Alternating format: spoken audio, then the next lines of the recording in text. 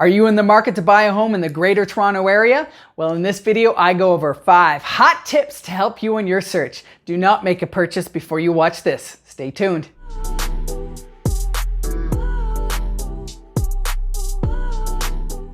Hi everyone, my name is Morgan Little. I'm a Toronto-based realtor with Chase Realty and Toronto Property Finder. In this video, I share 5 juicy tips to take into consideration when you're buying a home in Toronto or the surrounding area. If at any time you have questions or want to discuss purchasing a home in Toronto, do not hesitate to book a call with myself by clicking my Calendly link in the description below. Now, without further ado, let's talk about it. First things first, the number one thing that I suggest is analyze the listing. Now, at this point, I'm assuming you are working with a realtor. If not, start there, find one that's a good fit for you. And once you find a property that is of interest to you, get your realtor to send you the client version of the MLS listing.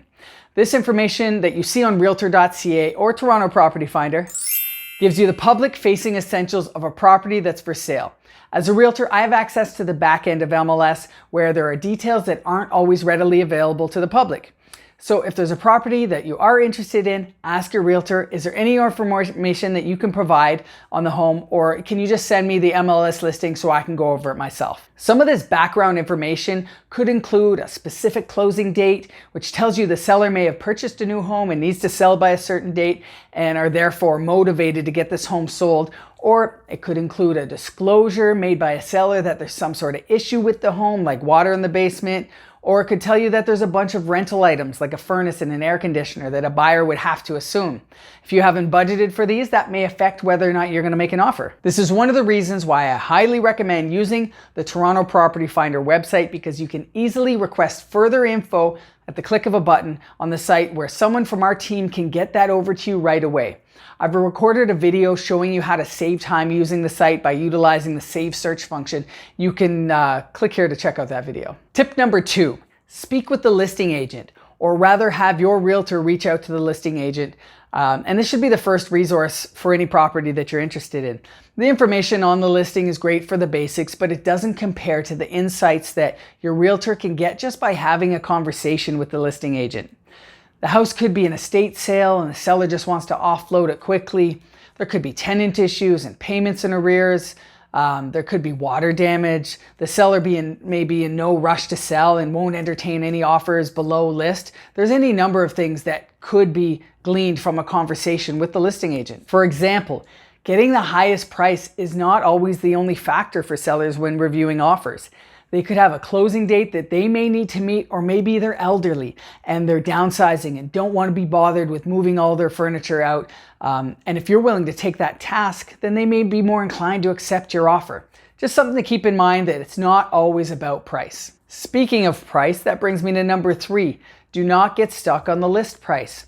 There are different strategies when pricing a home. Now, if you've followed the real estate market at all, I'm sure you've seen the strategy of pricing a home low in order to draw a lot of eyes on the listing, which in turn brings more viewings and usually leads to more offers than if the home was listed, say, at market value.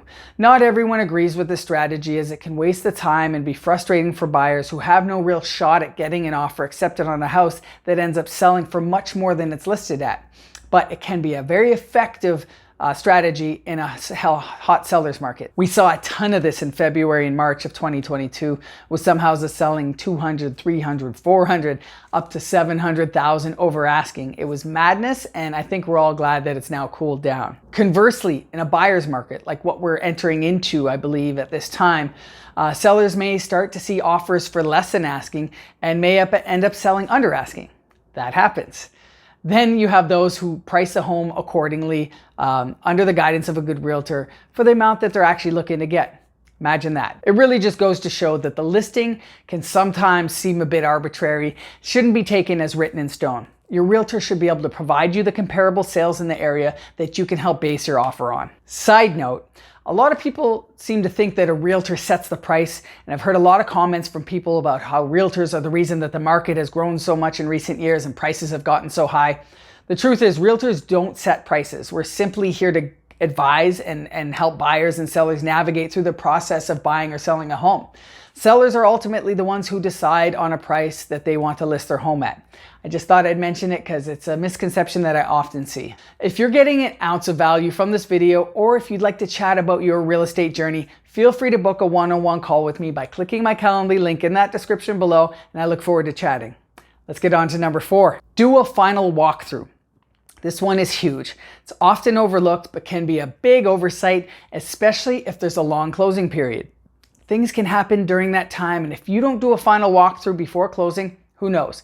Maybe a pipe burst can cause a bunch of damage, or maybe the oven decided to conk out and is not working once you move in and start to use it. Or worse yet, the seller decided to take the brand new oven and fridge that you saw during the walkthrough and replace them with a cheaper version. Things like that can happen. There's a lot of stuff that can happen during that time, so the final walkthrough is a very important step. Before I go on to number 5, what tip would you add to the list? Drop your hottest tip in the comments below, and maybe we can add it to our list.